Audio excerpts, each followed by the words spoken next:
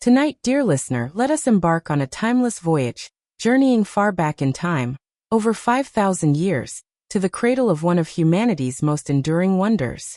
We travel along the gentle, meandering banks of the Nile River, where tranquility reigns supreme, and the world's oldest civilization flourished in harmony with the land, the water, and the stars. Close your eyes now. Feel your body sinking into the softness of your bed, like sinking into the warm, silty sands of the Nile's shore. Settle in deeply, letting each muscle release its hold, one by one. Your shoulders softening, your breath slowing to match the river's unhurried flow. Allow the soothing facts of ancient Egypt to envelop you like a cool linen sheet on a summer night, lulling you gently into a restful, dream-filled sleep. The stars above ancient Egypt, the same stars that twinkle over us tonight, have watched over kings and queens, humble farmers and wise priests, dreamers and artisans for countless centuries. They have seen the rise of pyramids that touch the heavens, the quiet rituals in shadowed temples, and the simple joys of families gathered by firelight. Let's join those eternal stars now. Let their soft light guide us, and begin our peaceful exploration. Imagine yourself stepping onto a papyrus boat, light and buoyant, as it glides effortlessly downstream. The water is cool beneath your fingers, the air scented with lotus and earth. With each breath, you drift further into serenity, further into the past. As our boat drifts lazily along the Nile, feel the sun's warm caress on your skin, gentle, not harsh, like the touch of a loving parent.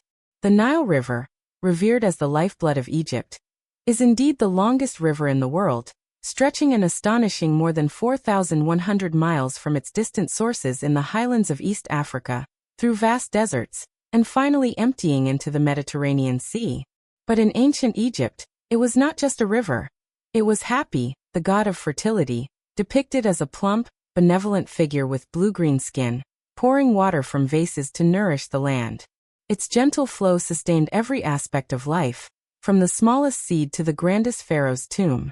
The Nile moved with a rhythmic grace, never rushing, always providing, teaching us, even now, the lesson of patience and abundance.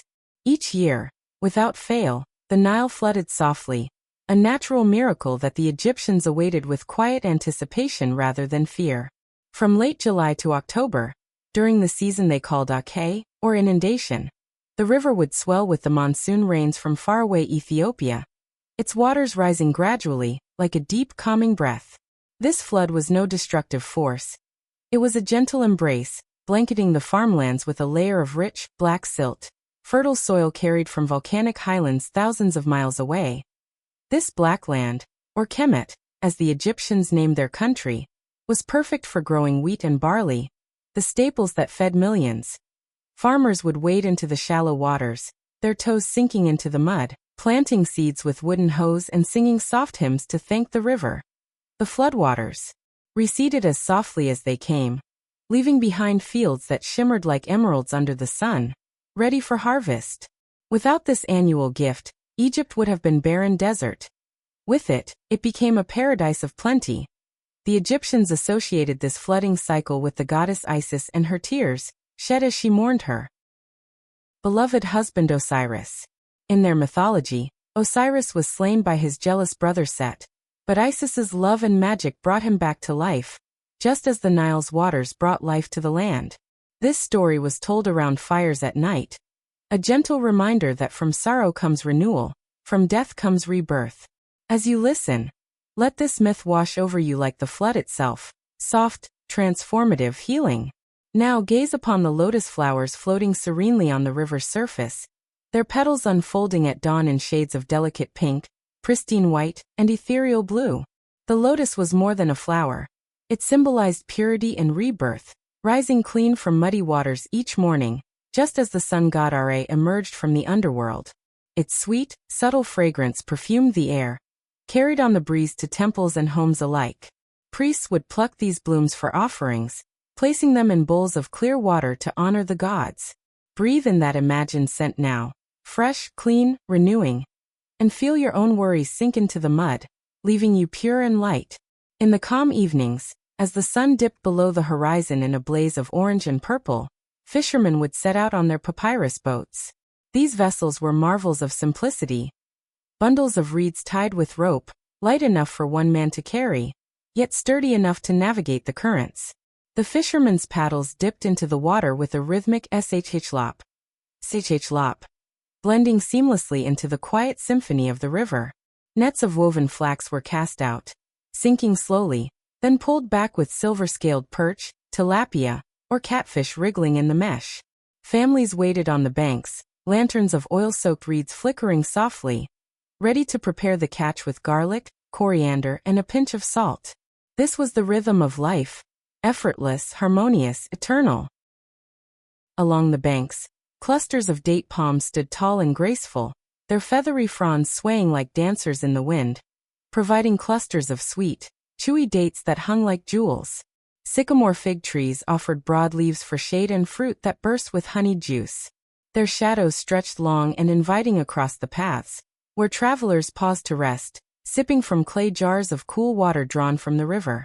These trees were sacred, homes to birds like the hoopoe and sparrow, whose songs added to the serene chorus of the day.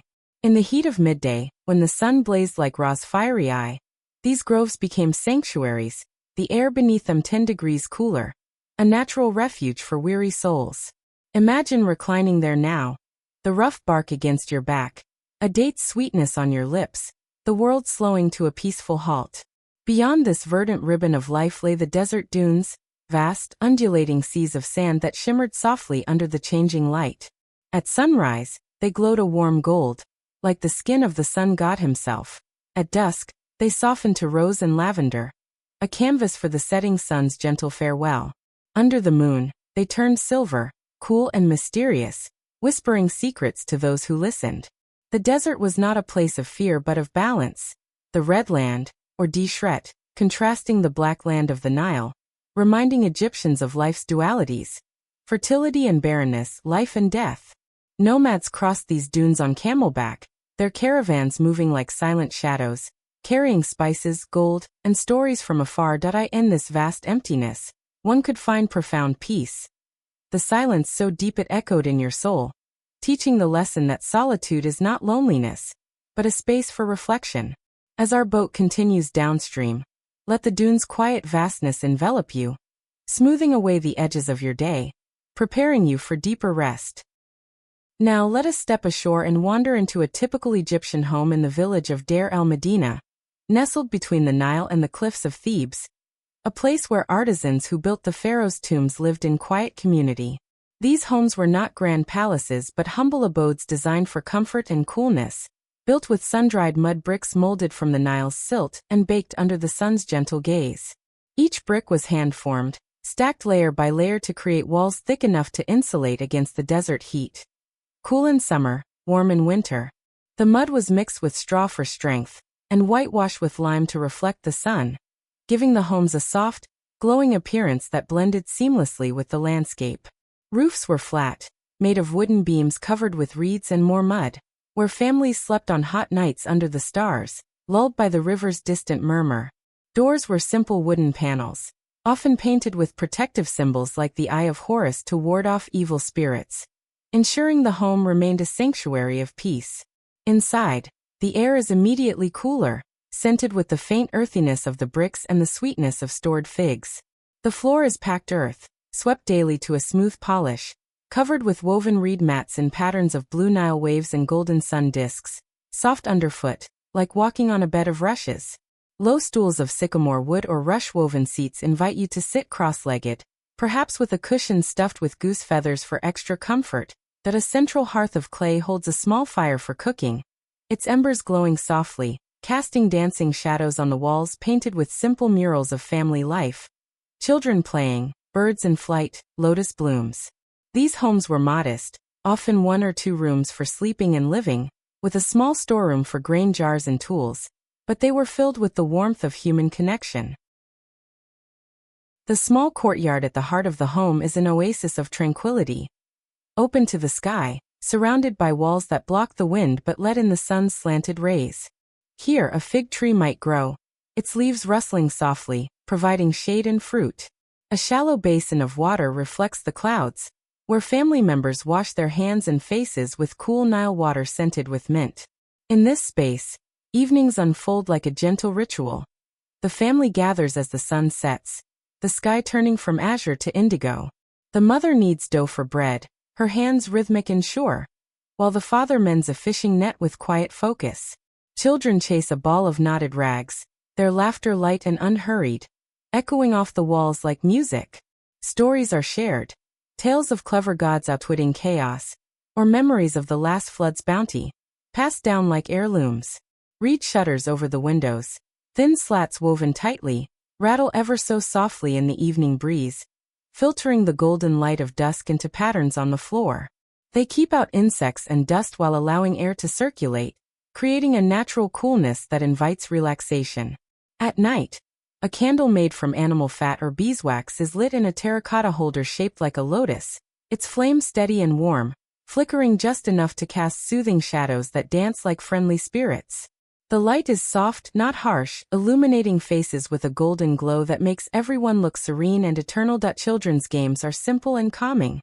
Rolling clay balls down earthen ramps, or tossing sticks in a game of chance called mehen, where a coiled snakeboard teaches strategy without rush. Toys are handmade. Wooden dolls with linen dresses, pull-along crocodiles on wheels, encouraging imagination in the quiet hours before bed. And always the cat, a sleek amber-eyed companion, curls in a corner or on a lap, purring like a distant river. Cats were more than pets. They were divine, embodiments of Batet, goddess of home and protection. Their presence brought good fortune. Their graceful movements a reminder that beauty lies in stillness. In this home, life flows like the Nile, steady, nurturing, peaceful, teaching us that true comfort comes not from grandeur, but from the gentle rhythms of togetherness. The Egyptians lived in harmony with time's gentle flow, guided by a 365-day solar calendar. One of the earliest in human history, based on the Nile's floods and the stars' eternal dance. They observed the heliacal rising of Sirius, the brightest star called Sopdet, just before dawn, signaling the new year and the coming inundation. This calendar was divided into 12 months of 30 days each, with 5 extra days for festivals. Epigomenal days, dedicated to the gods Osiris, Horus, Set, Isis, and Nephthys. It was a system of balance, reminding us that time is not a thief, but a companion. Days were measured with elegant precision. Shadow clocks, or sundials, cast long fingers of shade across marked stones during daylight, dividing the sun's arc into 12 hours. At night, water clocks, clepsydras, dripped steadily, water flowing from one vessel to another through a tiny hole, marked lines rising like the Nile itself. Listen, drip, drip, drip. Each drop a soft reminder that time passes, but never harshly. Priests in temples tended these clocks, their robes whispering as they adjusted the flow, ensuring the gods' hours were honored. The year unfolded in 3 seasons, each a chapter in nature's quiet story. Ake, inundation July to October, when the Nile rose softly, transforming fields into mirrors of the sky. Farmers rested, mending tools, while children splashed in shallow pools, laughter mingling with the river's song. Women draped themselves in Osiris dresses, long, flowing sheaths that hugged the body gracefully, tied at one shoulder with a knot resembling a lotus bud, leaving arms free for daily tasks. Children often wore little or nothing in the heat, their skin kissed by the sun, adorned only with amulets for protection. Footwear was papyrus sandals, straps woven over soles of reed, silent on earthen floors, or bare feet grounded in the soil. Jewelry was not luxury but necessity, a gentle armor against evil, a celebration of life. Every Egyptian, from pharaoh to farmer, wore it. Turquoise mined from the Sinai deserts, its sky blue evoking the heavens. Lapis lazuli traded from distant Afghanistan, deep indigo flecked with gold like the night sky. Carnelian, warm orange red, symbol of vitality, carved into beads. Gold eternal, incorruptible, from Nubian mines, hammered into thin sheets for collars, bracelets, and rings. Scarab beetles of faience, glazed pottery, were favorites, rolled over the heart for rebirth. Anklets chimed softly with each step, a personal melody. Earrings dangled like stars, necklaces layered in rows of beads. Beauty rituals were meditative acts of self-care. Kohl, a paste of galena, malachite, and fat, was ground on a slate palette and applied with an ivory or bone applicator. It rimmed the eyes in bold lines, protecting from the sun's glare, flies, and the evil eye, while enhancing beauty in a way that made gazes linger. Men and women alike wore it, a daily affirmation of grace. Perfumes were sacred elixirs. Kifi, a complex blend of 16 ingredients. Raisins soaked in wine, honey, frankincense, myrrh, juniper, saffron, and more, kneaded into pellets and burned at dusk, its smoke curling like a prayer.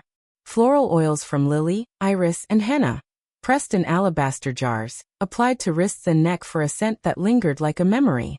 Mendesian perfume from the Delta, cassia, cinnamon, and myrrh, worn for festivals, evoking joy and serenity. Wigs of human hair or plant fiber, black, oiled and styled, protected scalps from sun, adorned with beads or lotus pins. Makeup palettes held red ochre for lips and cheeks, green malachite for eyelids, a quiet art form. In these rituals, Egyptians found empathy for the body's needs, teaching us that beauty is not vanity, but a gentle act of honoring the self.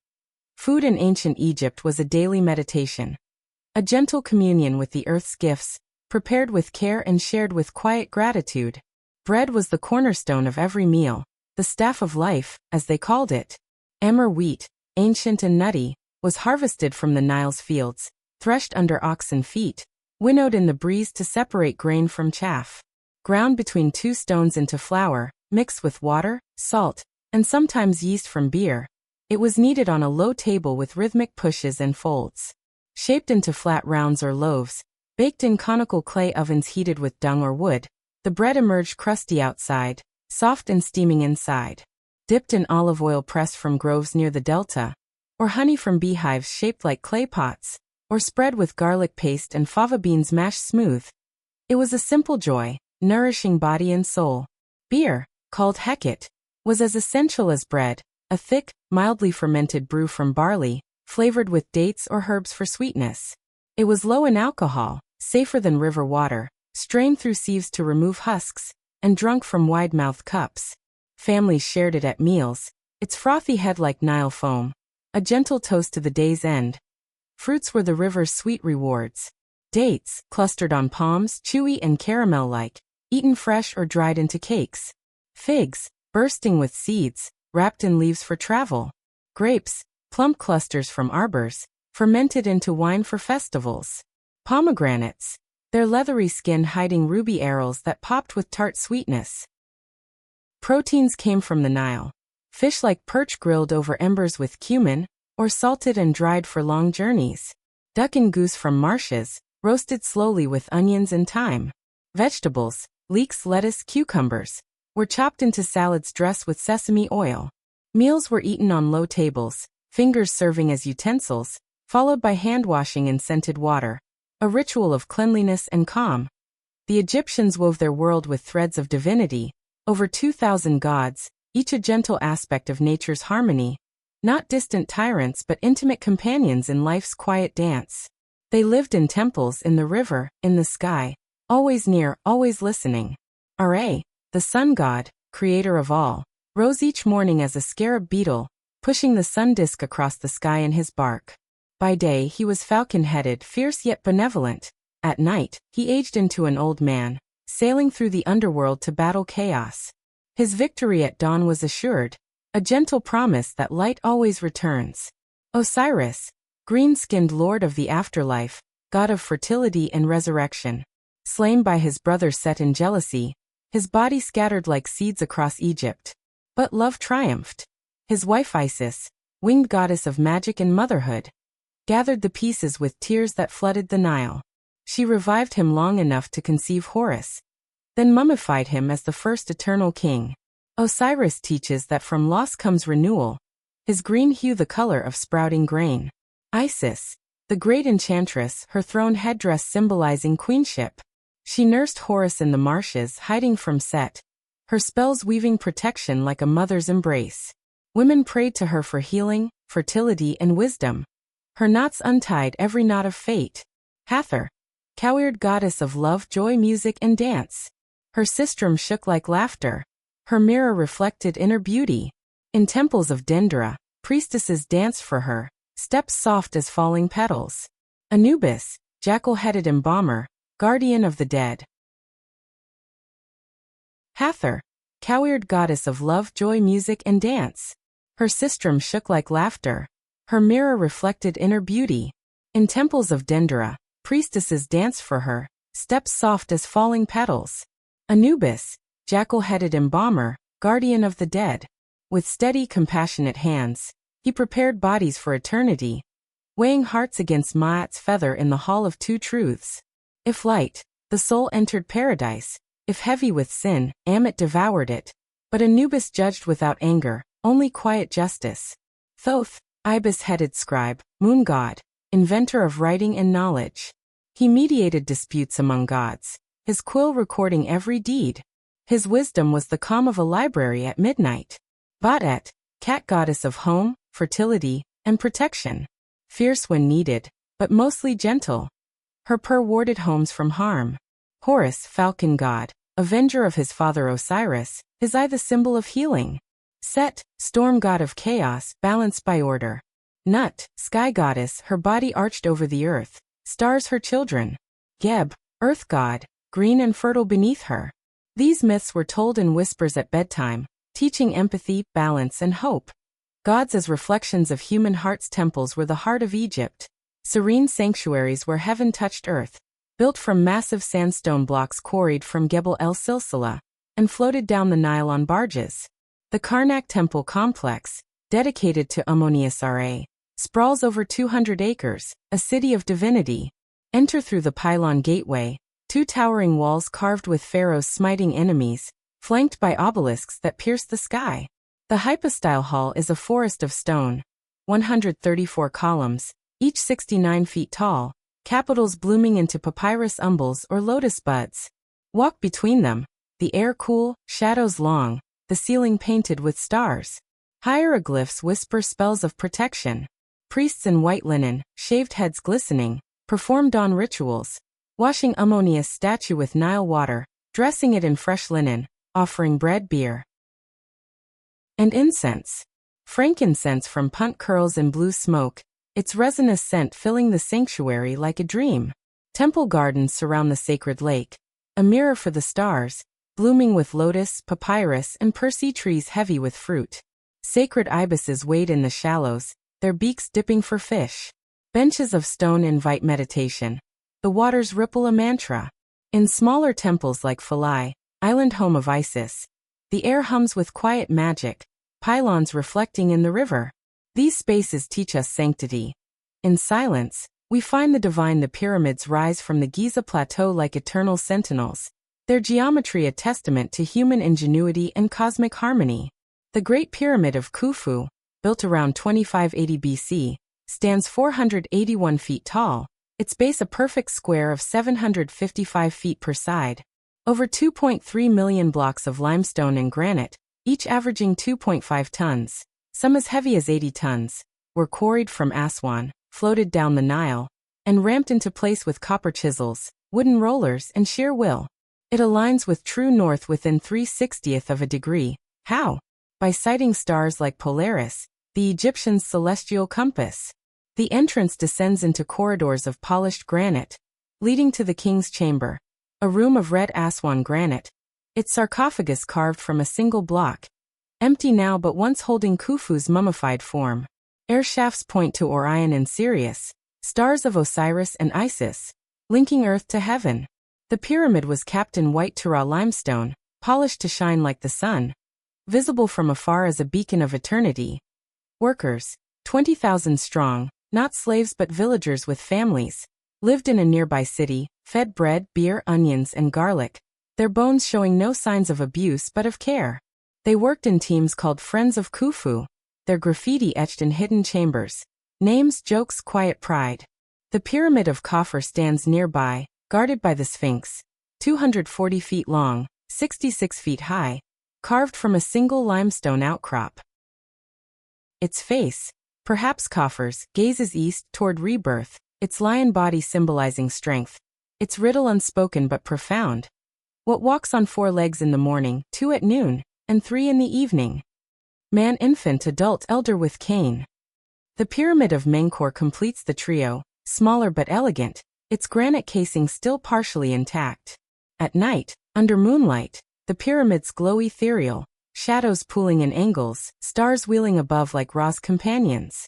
They were not just tombs but stairways to the stars, ramps for the pharaoh's soul to ascend. In their silence, they teach endurance.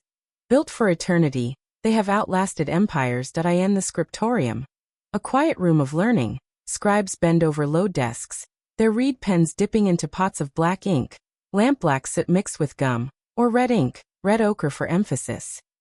The pen, cut from a Nile reed, its tip frayed for fine lines, glides across papyrus, made by slicing reed pith into strips, layering crosswise, pressing under stones, and polishing with ivory. A single sheet could hold a letter, a spell, or a map. Hieroglyphs, Medunetjer, words of the gods. Number over 700. Pictograms like ink, life, a looped cross. Phonograms for sounds. Determinatives for meaning. They wrote right to left, or in columns, always facing the reader like a welcoming gaze. Artists in workshops grind pigments. Malachite for green fields, azurite for blue skies, realgar for orange sunsets. Mixed with gum Arabic, applied with brushes of frayed reed or hair. Murals in tombs show daily life.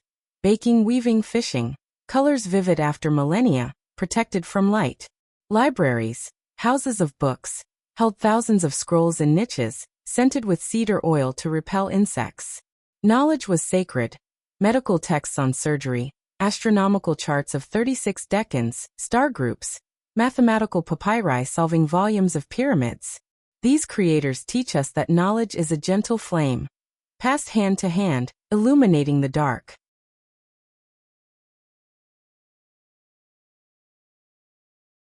Music was the soul's breath in Egypt, played at dawn, dusk, and every moment in between. The harp, arched or angular, strings of gut or flax, produced notes that floated like lotus petals on water.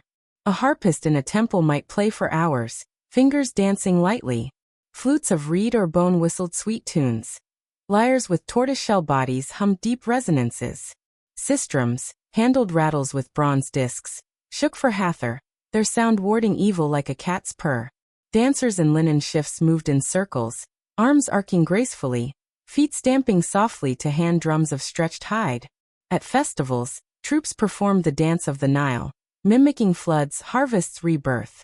Storytellers gathered crowds under acacia trees, voices rising and falling. The Epic of Gilgamesh, borrowed from Mesopotamia, or the Shipwrecked Sailor.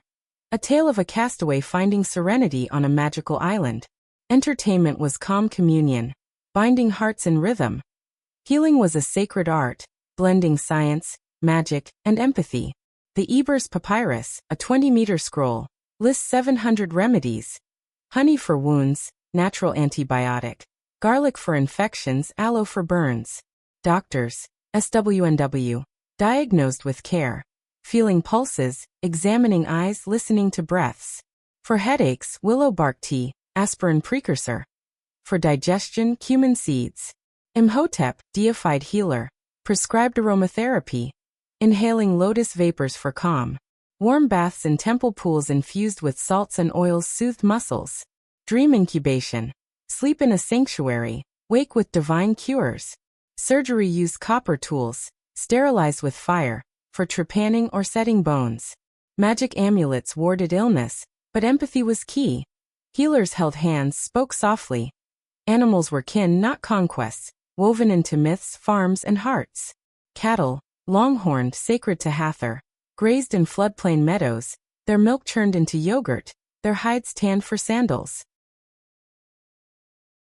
Ibises, white feathers, curved beaks, waded in shallows, symbols of Thoth, their calls a wise honk.